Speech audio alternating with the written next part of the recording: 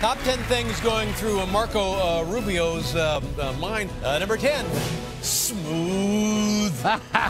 It would have been less awkward had he been wearing one of these on his head during the speech. Oh my God, I asked for sparkling water. You tweeted out the water bottle yourself. You got it there again. You showed an ability to laugh at yourself. Do you have anything to add to that tweet from last night? I needed water. What am I going to do? It happens.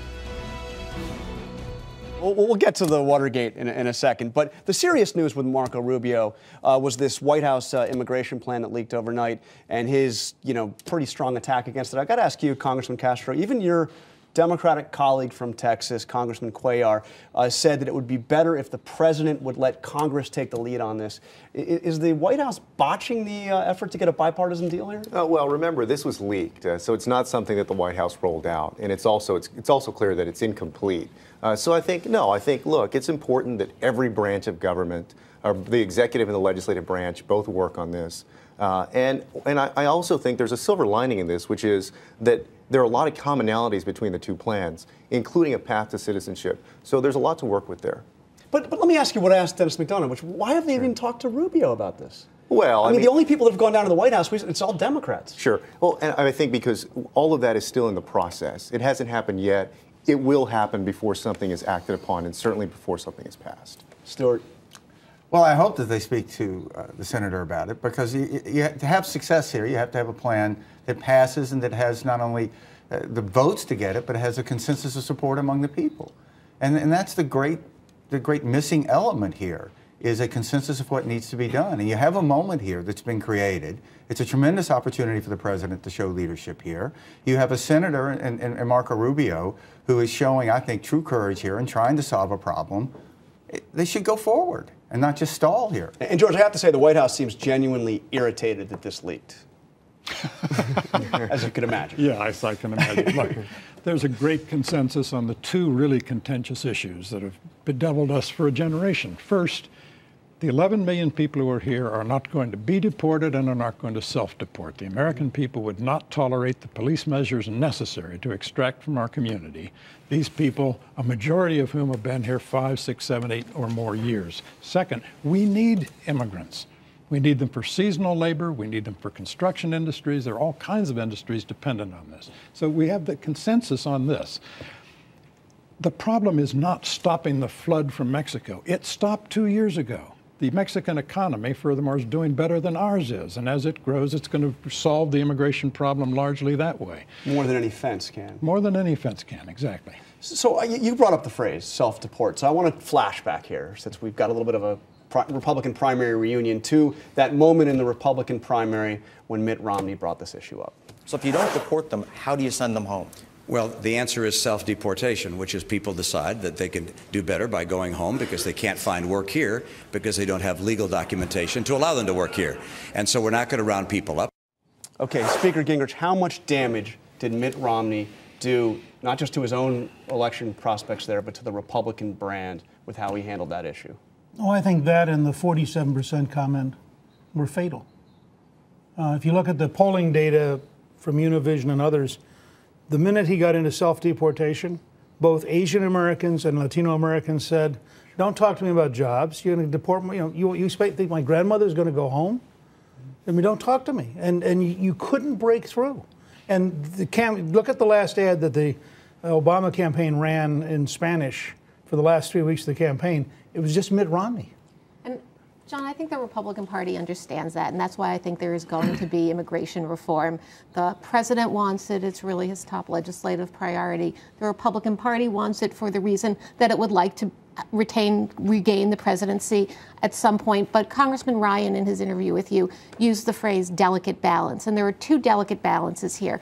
The first is the balance of whether the degree to which the president inserts himself into the process, the legislative process, or whether he holds back. For the White House, there's a little bit of a rerun of health care here, where they held back too long and let the process slip away. But they've been urged to stay out a little bit, so you have that back and forth. The other delicate balance is the the degree to which the Republican Party can bring itself to do what it knows it needs to do in terms of comprehensive immigration reform. And so I think the unhappiness that Senator Rubio expressed also reflected the delicate nature of how far Republicans can go in creating that pathway to citizenship. Let me say something. Republican Party had a problem with Hispanic voters before this primary. I don't think it got better during the primary, certainly. And I think that... I mean, it got worse. That's regrettable. But if you look at the numbers, it didn't get significantly worse. The greatest appeal that the Obama campaign had for Hispanic voters turned out to be Obamacare. And they ran a tremendous amount of their advertising appealing to Hispanic voters. It was the only place in their advertising where they talked about Obamacare, was into the Hispanic community, because an extraordinary percentage of Hispanic voters are uninsured. And that was smart politics. They did it well. The party was also known as the party that was against Obamacare, and that hurt us. There's not one solution here for the problems that Republicans have with Hispanic voters. And it's not like immigration suddenly solves it. And I hope and pray we can get through this stage and we can come to some sort of consensus here and go forward. George, immigration's a big part of this. And were you struck by how kind of over-the-top Marco Rubio's response was to this? I mean, it was a draft. It wasn't, the White House wasn't putting it out, and he, you know, came out ablazing on this. Yes, I'd like to see the details of what he finds in it that is offensive or left out that is important to add to it. In that sense, it strikes me as this may tell us something about the many pressures, conflicting pressures on Marco Rubio. He's been on the cover of Time magazine, anointed the savior of the Republican Party. That's a big lot of pressure. And I'm sure he has heard from members of the Republican Party, some of whom do not want to be saved with the kind of immigration reform he has in mind. And Jonathan, I would point out, I think that's right. I think his response was very eager. I think within 30 minutes after USA Today broke that story, they had put something out. I think it'd be better to be constructive, to actually get with the White House, get with the Democratic folks in Congress, and figure out what we can do to work together on this.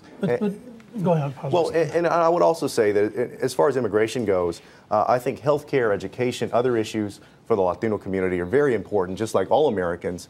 But they do use, I think, that immigration issue to sort out who the good guys and bad guys are in politics. So it's not just tone, but it's also the policies that were passed in Arizona, in Alabama, in Georgia, and those aren't going away for a while. Yeah, but I think there's a very important part of this that the Obama administration probably can't bring itself to deal with. An Obama immigration plan is not going to pass the House. He needs a Rubio Obama plan. I'm just saying. Just start from the just as a Bush Social Security plan after '04 was dead because it was the Bush Social Security plan.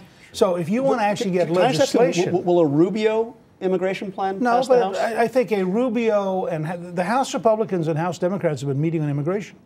I mean, I think there will be a House immigration bill that has a very substantial support that Boehner and Cantor and others will be supporting, and I think that negotiated with a Senate immigration bill that has to have bipartisan support could actually get to the president's desk. But an Obama plan led and driven by Obama in this atmosphere, with the level of hostility towards the president and the way he goads the hostility, I think it's very hard to imagine that his bill is going to pass the House. Well, Newt brings up actually the really interesting leadership conundrum of Obama, because on the one hand, you have Republicans at times demanding that the president lead and demanding the president's plan, and then you have the reality on the ground that when the president does lead, the answer is no way. It becomes radioactive. Because it's, yes. And so go ahead. That has become a litmus test for the president. Is this about politics or is it about passing a bill? Right. Because you have in Senator Rubio someone who really is doing something here extraordinary, trying to. And he could be a partner in this process to help get it through. Right, but what I'm saying, Stu, is if the president... And you're going to use that person and try to help and work with them and lower the temperature to all of this and not be leaking plans and not be calling bluffs and try to get something done. You could get, this is a moment. Well, we don't know who leaked, and the question, I am a big believer in working together, and I'm a big believer in reaching out. I also think Newt's exactly right. If you reach out too publicly, if you embrace too much, you're going to doom your plan, and so it's very complicated, and especially because of the cross pressures on Rubio and the Republican Party that George mentioned. If the president wants any substantial legislative achievement in the next 4 years, and every hour that passes, his power begins to leach away. It's got to be this. Go back to, it's as distant as the Peloponnesian Wars now, but go back to Tuesday night's speech. He says he's going to redesign our high schools. No, he didn't. He says he's going to have manufacturing hubs, which is a recipe for dozens, scores of cylinders along the way, and more crony capitalism. He says we're going to double down on Head Start. We have 47 years of experience with Head Start, and we know that all the good is dissipated by the third grade. None of that's going to happen. This could happen. So the stakes are extremely high for the Republicans here, not just the president in terms of a legislative achievement. We have this much talked about Republican reboot. I want to take a look at the New York Times Magazine has a cover story today on the Republicans and their problem with technology. And Stuart, this quote caught my eye. Romney's senior strategist, Stuart Stevens, may well be remembered by historians as the last guy to run a presidential campaign who never tweeted. Believe me, if I had tweeted in this campaign, this whole discussion we've been having about the Second Amendment would probably be replaced with one about the First Amendment and whether or not it should actually apply to tweeting. Listen, I don't think that it would be a great mistake if we thought that technology in itself is going to save the Republican Party. Technology is something, to a large degree, you can go out and purchase. And if we think that there's an off-the-shelf solution that you can go out and purchase for the Republican Party, it's wrong. You know, we've had a lot of chance now since the campaign to spend time with the Obama folks. And sometimes they have better technology. In some cases, we have better technology. We don't have a 140-character problem in the Republican Party. We have a larger problem that we have to look at and be patient about it. And trying to think that there's one solution like this, I just don't think it's Are we ever going to get you on Twitter, though? We can discuss that. So no, you disagree with this. You think there's a big technology problem. But I think the way Stuart just said it is exactly right. The technology problem is a culture problem. I mean, the Democrats had 54 data analysts and were hiring PhDs in advanced math because they were using the most advanced decision processes in the country. They were bringing in behavioral scientists. They were trying to figure out how do you talk to 311 million people and do so in a way that you can survive 8% unemployment and get reelected. And it worked. Now, I think it's actually, he's right in the sense it's a cultural problem. None of our consultants would have imagined hiring 54 people in the decision area. None of them would have imagined having 24 people, did nothing full-time except emails, and then blind tested the best emails to see which ones worked. I mean, they are a Super Bowl team that we ought to respect deeply. And we are currently a mid-level college team floundering around. And I agree, it's not just, you can't just go out and buy this. This is a fundamental rethinking of how you relate to the American people. And frankly, most of it, I mean, I'm embarrassed to say, I thought Election Day we'd win. I couldn't imagine this economy and Obama getting reelected. And that made me think, if your airplane hits the mountain, maybe you better buy new radar. Yeah, you definitely had a radar issue there. Hey, I very quickly, because I want to move on. The Republican Party's technology